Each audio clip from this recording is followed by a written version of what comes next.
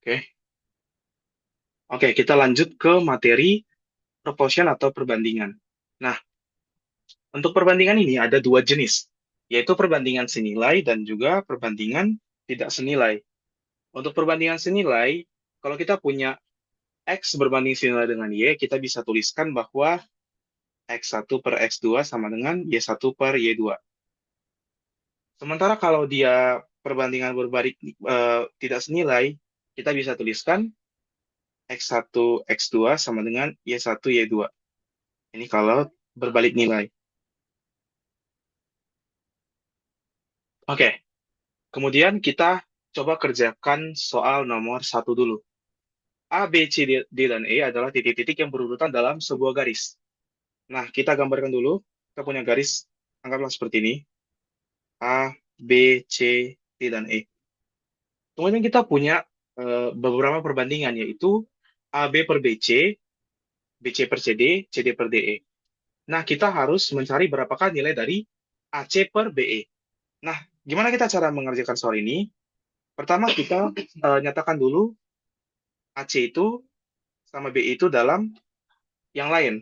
Jadi kita bagi dalam masing-masing dua gitu ya. Jadi kayak AB, BC, jadi jaraknya satu-satu aja. Berarti AC itu kan AB plus BC ya. Kemudian BE itu BC plus CD plus DE.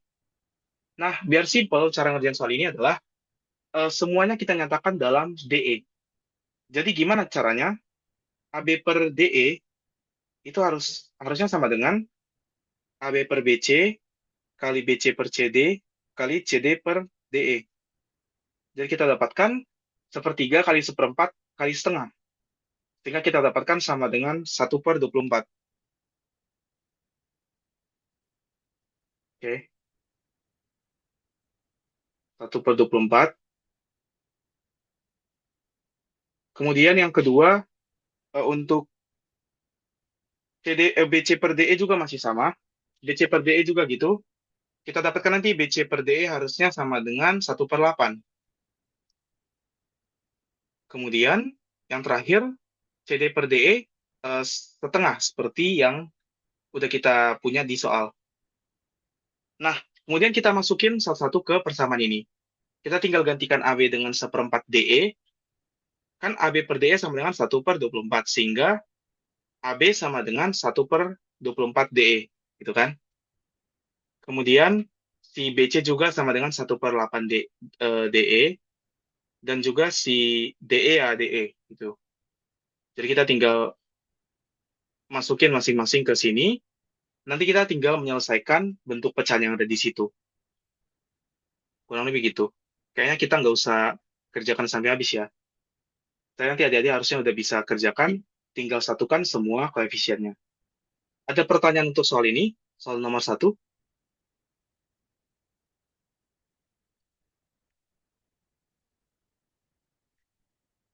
Halo? Atau suaraku kedengaran nggak di situ? Belum ada, Bang.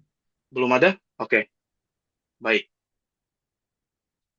Kemudian untuk soal proportion, oh oke, masih banyak materi kita. Jadi aku singkatin aja, kita langsung masuk ke quadratic equation, yaitu persamaan kuadrat.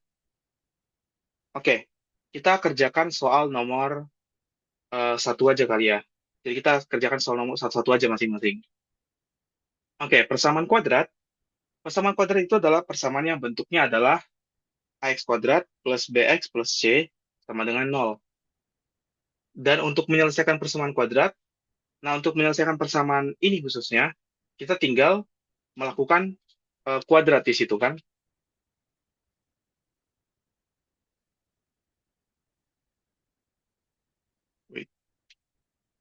Ini tinggal kita kuadratkan persamaannya, sehingga kita punya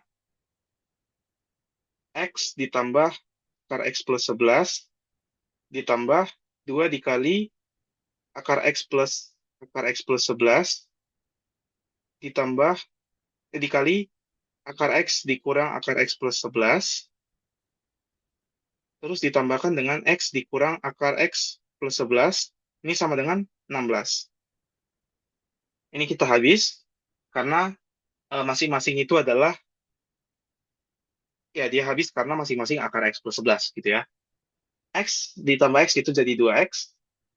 Tambahkan dengan 2 dikali, ini tinggal kita kalikan pakai kuadrat sempurna. Berarti akar dari X kuadrat dikurang X tambah 11 sama dengan 16. Sehingga kita dapatkan 2X plus 2 akar X kuadrat dikurang X dikurang 11 sama dengan 16. Kita tinggal pindahkan 2X-nya ke kiri. 2 akar X kuadrat min X min 11 sama dengan 16 dikurang 2X. Kemudian kita kuadratkan lagi persamaan ini. Dapat kita adalah 4 dikali X kuadrat dikurang X kurang 11 sama dengan 256 dikurang 64X ditambah 4X kuadrat. Nah, 4X kuadrat kita bakal habis kanan dan kiri. Sehingga kita tersisa minus 4X dikurang 44 sama dengan 256 dikurang 64X. Kita tinggal selesaikan persamaan ini. Kita dapatkan 60X sama dengan 212. Dapat kita X sama dengan 212 per 60. Kira-kira ada pertanyaan untuk soal yang nomor 1 ini? Atau cukup jelas? Gimana yang lain?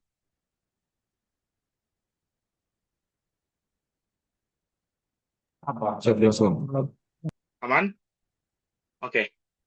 Gimana? Karena udah aman, kita lanjut ke materi berikutnya, yaitu Special Factorization and Manipulation. Nah, untuk soal-soal yang lain, di soal ini yang paling hot mungkin soal nomor 3.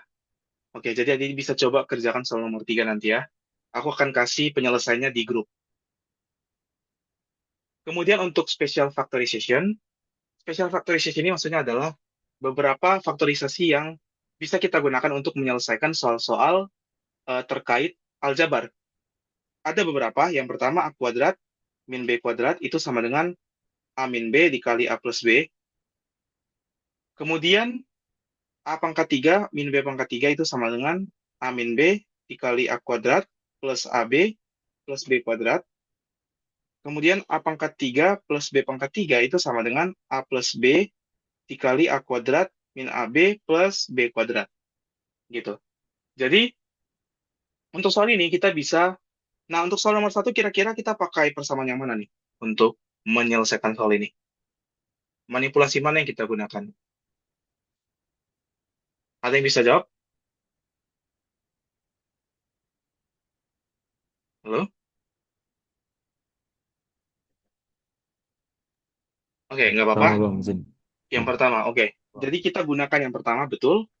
Di mana kita akan, kayak biasa, kita kalikan dengan, apa namanya, Akar sekarang. sekawannya, betul. Yaitu akar 15 minus akar 13. Di mana nanti semuanya ini akan selisihnya 2, kan? Misalnya nanti pecahannya 2, dan pembilangnya itu akan sama dengan akar 15 dikurang akar 13. Nanti akan sama akar 13 kurang akar 11, akar 11 dikurang 3, 3 dikurang akar 7, kemudian akar 7 dikurang akar 5. Nanti bakal saling mematikan habis gini. Sisa akar 15 dikurang akar 5 per 2. Kurang lebih gitu. Jadi dengan menggunakan manipulasi aljabar tadi, soal yang sepanjang ini bisa jadi sesingkat ini apanya bentuknya. Kurang lebih gitu. Jadi kita harus menggunakan sifat-sifat ini tadi untuk menyelesaikan soal-soal manipulasi aljabar. Gitu juga nanti untuk soal nomor 2, kalian bisa pakai untuk soal nomor 2 dan 3. Nomor 2 kalian bisa pakai yang ini, A pangkat 3 dikurang B pangkat 3, ataupun yang bawahnya, A pangkat 3 plus B pangkat 3. Cuman aku prefer yang ketiga, karena di situ semua bentuknya plus. Nah, untuk soal nomor 4 nanti, kalian bisa gunakan sifat binomial theorem. Yaitu kalian harus cari dulu berapa Z plus 1 per Z dari persamaan ini, dan cari juga Z pangkat 3 per 1 plus Z pangkat 3. Gitu. Dari Z plus 1 per Z. Kemudian tinggal kalikan Z pangkat 3 plus 1 per Z pangkat 3 dikali Z kuadrat per 1 plus C kuadrat. Gitu. Nanti untuk nomor 3, solve di sini nomor 2, 3, dan 4. Jadi ini semua solve. Nanti kita akan kasih penyelesaiannya di akhir. Selanjutnya karena waktu kita udah mau habis, kita lanjut ke fungsi aja. Nah, domain fungsi itu adalah eh, kita bisa nyatakan kayak input dan output. Jadi kita punya suatu input, yaitu adalah X, dan outputnya adalah sesuatu yang di sebelah kanan, yaitu fungsinya. Ini adalah outputnya, gitu. Jadi domain itu adalah wilayah di mana kita X itu dari mana ke mana yang bisa kita pakai. Nah, kalau dia sifatnya pecahan, penyebutnya kan nggak boleh nol. Karena kalau dia penyebutnya nol, pecahan tersebut menjadi tak tentu nilainya, jadi indefinite, gitu kan. Sehingga untuk domain fungsi ini, kita tinggal punya 2, di sini kan kita punya 2 per 2 plus X untuk penyebutnya. Dan untuk pembilangnya juga. Di sini, 2 plus X itu tidak boleh sama dengan nol. Sehingga kita punya X tidak sama dengan minus 2. Kemudian, penyebut yang besar ini juga, 2 dikurang 2 plus 2 plus X, itu tidak boleh sama dengan nol. Sehingga kita punya di sini 2 tidak sama dengan 2 per 2 plus X, 4 plus 2X tidak sama dengan 2, sehingga X tidak sama dengan minus 2. Jadi, domain untuk fungsi ini adalah semua bilangan real, tapi tidak termasuk 2 dan minus 2. Kurang lebih gitu. Untuk soal ini, apakah ada pertanyaan?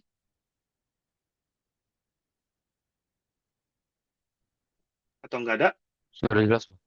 Oke, sudah jelas.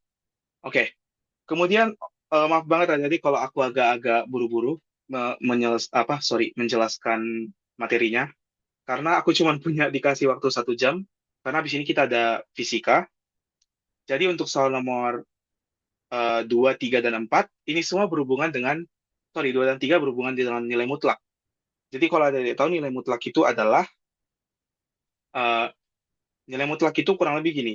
Jadi semua yang ada di dalam bracket mutlak itu tuh nilainya harus menjadi positif. Jadi kalau kita punya mutlak 2 itu sama dengan 2, mutlak minus 2 itu sama dengan 2. Oke, kurang lebih gini. Nanti untuk menyelesaikan soal ini, kalian bisa kuadratkan kedua sisi. Karena mutlak dari A dikuadratkan itu sama dengan A kuadrat. Kurang lebih gitu. Jadi nanti kalian tinggal kuadratkan kedua sisi, soal ini jadi soal persamaan kuadrat. Jadi lebih simpel. Kemudian untuk inequality atau ketidaksamaan, di sini kalian bisa kerjakan 2 dan 3. Untuk soal ketidaksamaan, itu sebenarnya hampir sama dengan soal persamaan, hanya aja tandanya ini kita harus notice terus. Kita harus perhatikan tandanya, di mana kalau dia ada tanda minus, itu tandanya jadi berbalik arah. Kita misalkan di soal ini, X plus 1 per X kurang dari sama dengan minus 2. Di sini, kita lihat dulu domainnya. Kita kan nggak boleh punya X itu sama dengan 0, itu kan nggak boleh.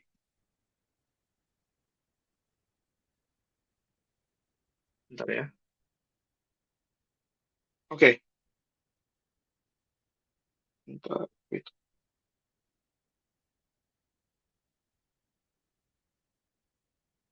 X plus 1 per X kurang dari sama dengan minus 2. Nah, kita selesaikan dulu persamaannya. Kita pindahkan ke sini. 3X kurang dari minus 1. Sehingga X kurang dari sama dengan minus 1 per 3. Tapi di sini kita juga punya X tidak boleh sama dengan 0. Tapi karena kita punya X kurang dari 1/3 dan 0 itu tidak termasuk di dalam kurang dari minus 1/3, jadi kita punya penyelesaian kurang lebih seperti ini. Jadi untuk inequality kita harus lebih hati-hati lagi. Kita harus perhatikan domain fungsinya dan juga range fungsinya dari mana ke mana. Kurang lebih gitu. Nah, kurasa cukup sekian untuk materi hari ini, untuk mengenai aljabar. Materinya cukup simpel dan juga sebenarnya kalian udah pernah temuin harusnya di materi sekolah kalian, sehingga nantinya kita bisa dari materi yang simpel ini, kita bakal bisa menuju ke materi yang lebih sulit-sulit lagi nantinya. Nah, kemudian karena materinya udah selesai, aku boleh izin screenshot nggak? Jadi kalian bisa on cam nggak sekarang?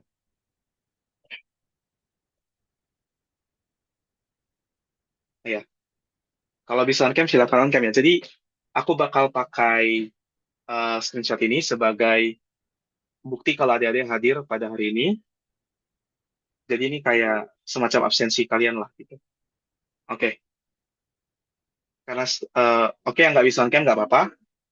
Oke, aku akan on cam aku akan screenshot hitungan 1 2 3. Silakan adik-adik bergaya ya. Oke, 1 2 3.